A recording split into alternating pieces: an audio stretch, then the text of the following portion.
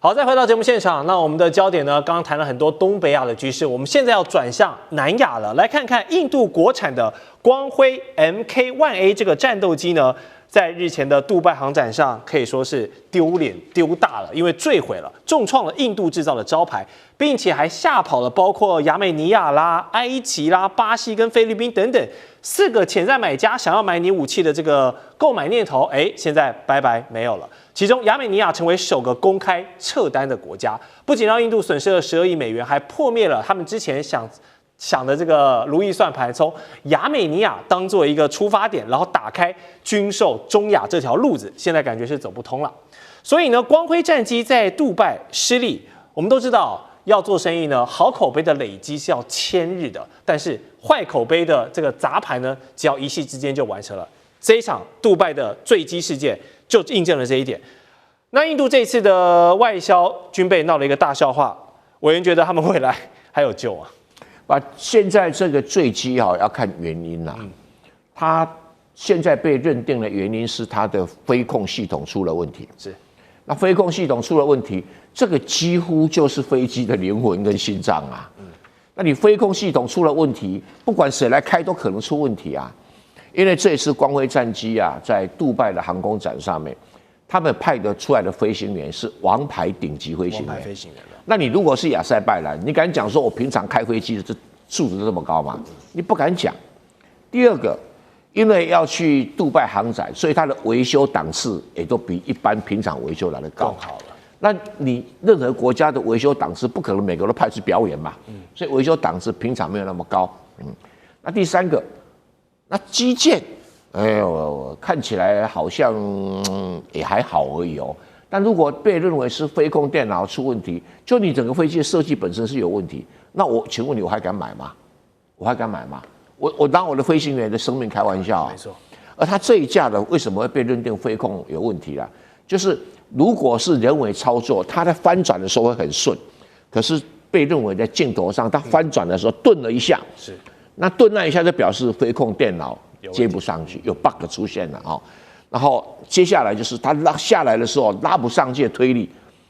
那这个引擎是美国的引擎，全世界都在用，没有人说它推力不够啊。那表示说，从它操纵系统一直到引擎中间这个电脑的操控又出现 bug 了，所以基本上拉不出来就掉下去了。而且因为太低了，所以驾驶人就逃生不及。那我是亚塞拜然，或者我是这个其他的国家，菲律宾，我还敢买啊？这简直是飞行棺材了嘛！然后他们再一查，这飞控电脑又是的软体啊、设计啊，又是印度人自己写的。对，那本来以为说飞控电脑跟引擎啊都是美国人写的，就发现引擎是美国人的没有错，可是飞控电脑不是，是印度人自己写的。妈妈咪呀，你印度有这种战斗机的行业，你可以写飞控电脑吗？那没有，你找谁写的？就开始一追了。原来发包给外面的人写的。那如果你是亚塞拜然国防部长，你第一个反应一定是 I'm sorry 哈，前面的订单都不算了，因为全部撤回了嘛。那菲律宾为什么会搞到这个局面哈？它本来它航空工业就有点主张性质的啊，因为它进步太慢了。像中国大陆刚开始的战斗机的引擎是跟俄罗斯买的，对。那后来开发自己的什么涡扇10啊、涡扇12、15啊，就自己稳定下来的供应链了。像印度不是啊，你就是引擎跟美国买的啊，飞控电脑自己写的，然后那里面的很多的战斗机的这些什么导航设备啊，这些东西雷达有的跟以色列买的，有的跟谁买的，这样拼凑起来的。那人家就问你一个问题啊，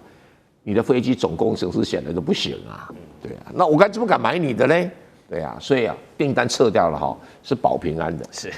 好，那相较于光辉战机现在陷入整个口碑的危机啊，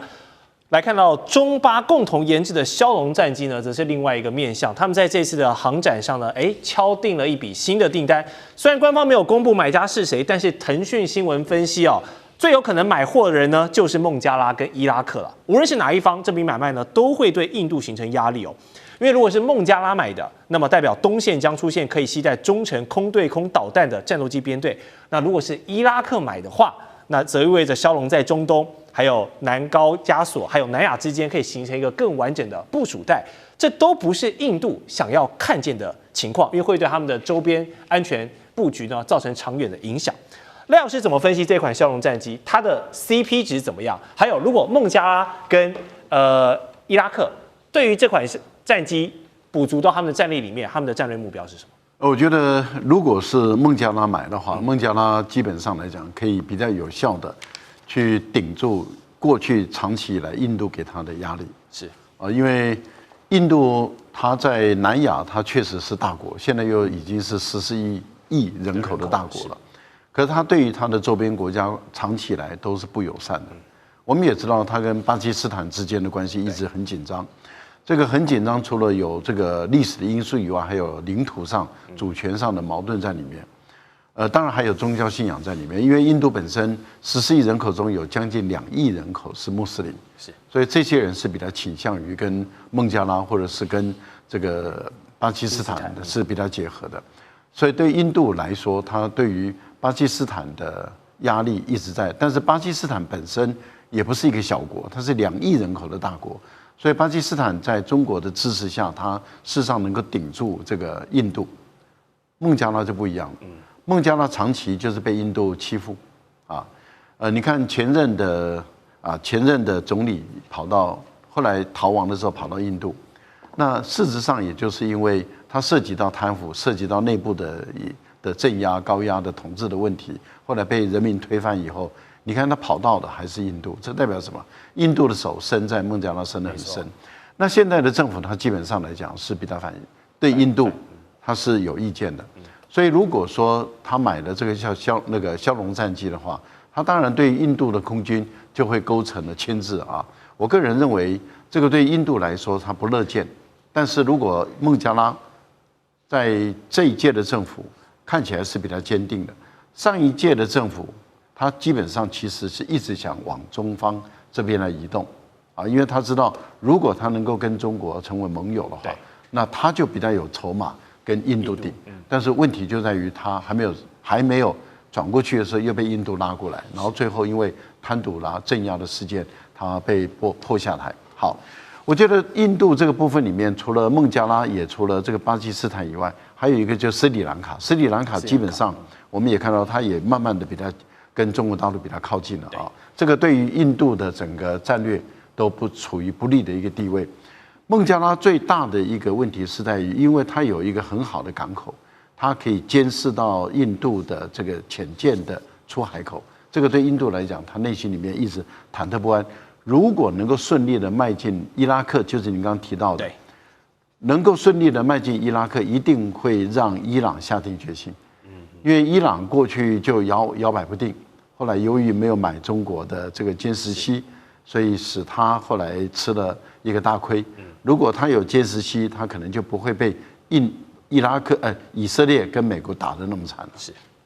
好，大家还记得今年5月的时候，这个印巴空战中歼10完胜标风战机的这个记录嘛，非常的漂亮，也让这个在国际社会的口碑是一炮而红。那现在巴基斯坦空军又要升级了。在今年8月呢，已经首批接收歼35A 战斗机了。要知道，从歼10跳到歼35，这可是2代的升级差距啊！而且印度呢，你还在挑衅。他们的国防部长辛格就公开暗示，巴基斯坦的第3大省信德省呢，因为一些历史、一些宗教的问题从文明的角度来说呢，应该要并入到印度回归到印度，因为永远是印度的一部分。又有做这种侵略性的发言，那想必巴基斯坦也会用拳头来捍卫疆土，尤其是在拥有。如果歼35跟歼10联袂出征的话，这个印度的空军看到应该会很害怕。那双方现在空军的比例加入了歼35A，将军觉得要被海放到连车尾灯都看不到。我觉得这种印度跟巴基斯坦这2个国家不思考怎么样能够和平相处然后不断的在挑衅。那武器空战里面，印度已经输了嘛，但是他不肯承认。那现在来讲的话，居然印度的国防部长在信德这个区域来讲的话，发出这么严重的挑衅的言论确实会刺激到巴基斯坦。那信德是一个什么样的地方？其实，在1947年之前印度跟巴基斯坦都是属于英属的这个他们殖民地的地域里面哈。那在这个地域里面，那其中现在巴基斯坦的东南部有一块土地叫做信德，那住在这边的人大部分都是信德的社群的人比较多哈。那这个时候刚开始的时候，在这个原来这个地区的老百姓哈，大概就是有这个印度教的，也有穆斯林教的。那印度教的人大概属于比较上流的层级啊阶层，那他们掌控了这个地方的经济还有政治的实力，也有很多大型的企业。可是基层的群众来讲，属于巴基斯坦属于这个穆斯林的群众比较多哈。所以在1938年的时候，这些信奉这个穆斯林的群众来讲，他们开了一个会，就是说他们第一个原来是说要独立的，他们这个信德这个地区要独立的，但是因为没有独立成，所以如果没有独立来讲的话，因为他们都属于穆斯林嘛，所以在1947年分治的时候，整个信德地区的这个地方人就投靠到巴基斯坦的这种国家，所以就变成巴基斯坦的一个省一个地方。那这个地区有多大呢？有20万平方公里，是属于巴基斯坦的第3大省，哈，是这么大。那但是关键是说，这个穆斯林他们毕竟属于比较基层的群众，那印度教这个是比较高层的群众啊，他们又彼此来讲又很难相容，所以在信德地区住在这个地区的印度教的信奉印度教的这些比较上流社会人，他们就流离失所了，就跑到印度去了。当然，由于这些人掌握了经济上面的实力，也造成信德地区到现在比较贫穷落后。那当然，在这种状况之下，这个辛格就认为说是他有机会，因为这个地方比较贫穷嘛。那你看看我们印度教的都这个生活的比较优裕啊，比较富裕。那你们在这个地方的这种尤其还留在那个地方的印度教的这个群众来讲的话，生活就比较贫困。那就差很多。同样，我们都是这个信奉印度教，为什么过去印度的生活比较好，我留在这边比较差？所以辛格认为说他这有机可乘啊，可以见缝插针。就这边挑拨讲这种挑拨言论，说要将信德这个地区那收回巴基斯坦的领土。那对巴基斯坦来讲的话，这是何等的这个挑衅哈！我们知道北部来讲的话，克什米尔已经这个未定界已经闹得不可分交了。你现在来讲都已经划成是巴基斯坦领土，你居然要将它领土分割出去，所以巴基斯坦是绝对不会认同的。那尤其是说现在如果说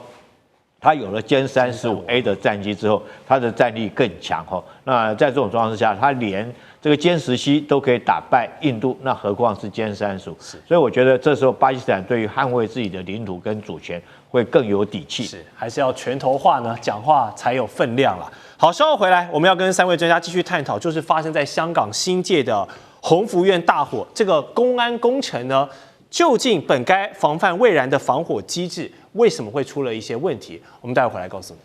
地缘政治、内中之争、战略价值、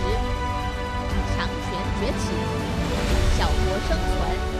现在与未来洞悉事件走向，掌握世界脉动，全球观点。